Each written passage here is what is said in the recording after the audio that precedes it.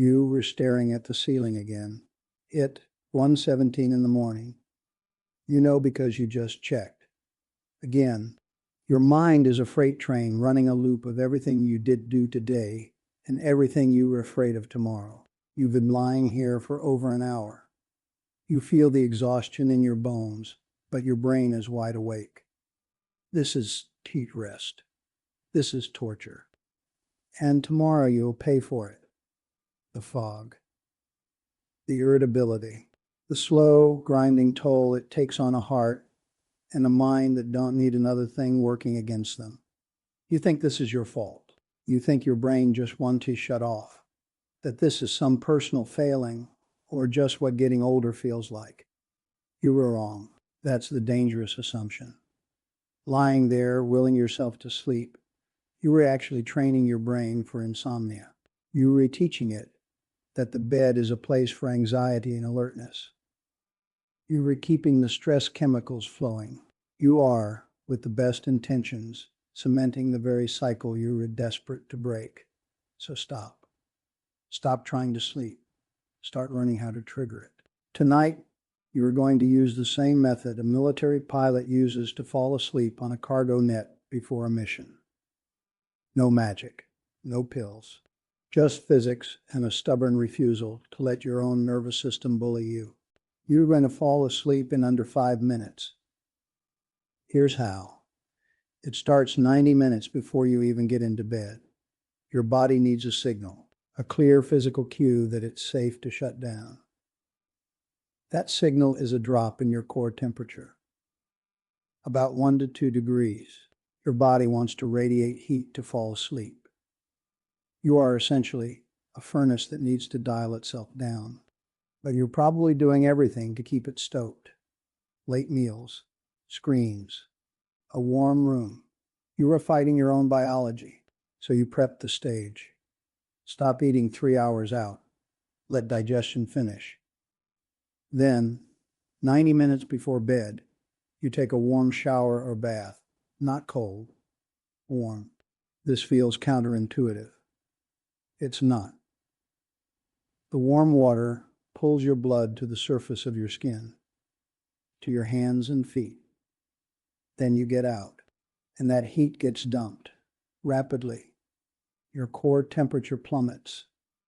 That's the signal. That's the switch. While you're cooling down, you drop the bedroom temperature. 65 to 68 degrees. Cool, not cold. You're recreating an environment where your body can do what it's built to do. You are not hoping for sleep anymore. You're engineering it. Now you're in bed. The room is cool. Your body's furnace is dialing down. Good. But your mind is still that freight train. You can feel it in your chest, that low hum of anxiety. That's your nervous system stuck in first gear. It's pumping out chemicals that say danger, when the only danger is you being tired tomorrow. So you hit the manual override. You use your breath. Not just any breath. A specific mechanical pattern. The 4-7-8. Here's why it works. That anxiety is a chemical cascade. Your breath is the drain plug. The long exhale is the key. It triggers your vagus nerve. Think of it as the main cable running from your brain to your heart, telling everything to calm down. The extended exhale pulls that cable hard. It forces your heart rate to drop. It flips the switch from alert to rest. So you do it. Inhale through your nose for 4. Quietly. Hold for 7. Not until you panic. Just hold. Then exhale through your mouth for 8. Make it slow. Make it complete. Push all the air out. That's the signal. Do that 4 times. It's not meditation. It's a physiological reset. You're not trying to achieve Zen.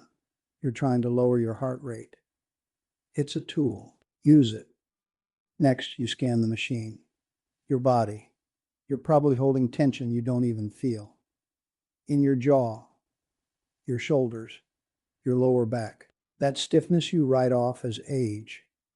It's sending a constant alarm signal to your brain. So you silence it. Systematically. Start at your feet. Tense every muscle down there. Crunch your toes. Hold it for 5 seconds. Feel that ache. Then let it go. Completely. For 30 seconds. Feel the warmth, the heaviness. That's the signal switching off. Move up. Calves, thighs, glutes, abdomen, chest, hands, arms, shoulders. Now the neck, the face, scowl.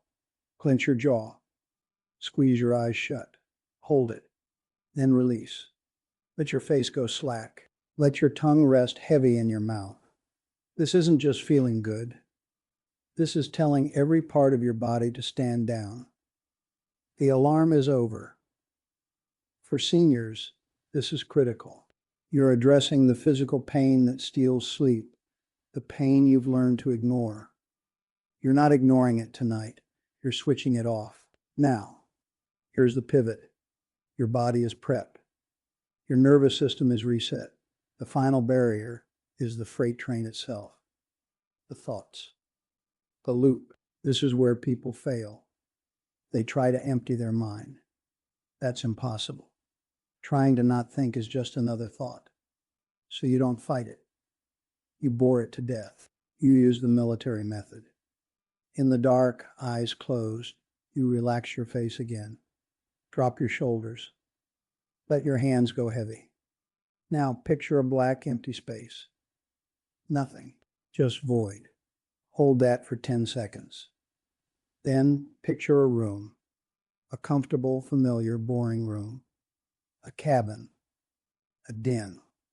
Your first apartment. And in that room, there is nothing. No furniture. No pictures. No clutter. Just you lying there in an empty room. Your brain's job is to hold that image. That's it. It's a stupid, simple, boring task. And when a thought intrudes, and it will, you don't engage it. You don't argue with it. You silently say the phrase, "Don't think," and you go back to the empty room. That's the whole trick. You're giving your brain's worry center a mundane assignment. It can't run dramatic worry loops and also hold a picture of a boring, empty room. It has to choose. You make it choose the room. You diffuse the thought. You strip its power. It's just background noise now. The freight train is still there, but it's on a track far away. You can hear it, but it's not your problem anymore. Your problem is maintaining a very boring mental image. That's a problem you can win. So that's it. That's the sequence. You started by cooling the furnace. You hit the manual override with your breath. You silenced the physical alarms. Then you gave your racing mind a boring desk job. You didn't fight the freight train. You just sent it to another track. At the beginning, you thought that ceiling-staring panic was a character flaw, a sign you were broken. It's not. It's a state, a physiological and cognitive state. And states can be changed. You are not a passive victim of your own biology anymore. You are the operator. Sleep is the mystery you hope for. It's a skill you trigger. Your body wants to do this. You just have to give it the right signals in the right order. Temperature drop, breath control, physical release, mental neutralization. That's the protocol. That's your new routine. So tonight, when you find yourself staring at the ceiling at 1:17 in the morning, you won't see a failure. You'll see a cue. The cue to begin. You transform that anxiety into structure. One step, then the next. If you want to deepen that physical relaxation signal, a weighted blanket can help. That gentle pressure mimics the feeling of safety, turning the body scan from a suggestion into a command. And if you're over 60 and you want proof this is working, a simple sleep tracker can show you the data. It turns vague hope into concrete progress. I've linked a couple of trusted options in the description below if you are interested.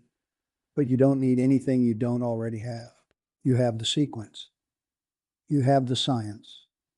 You have the stubbornness to tell your own nervous system to stand down. The long-term risks, the brain fog, the heart strain, the slow decline, those are real.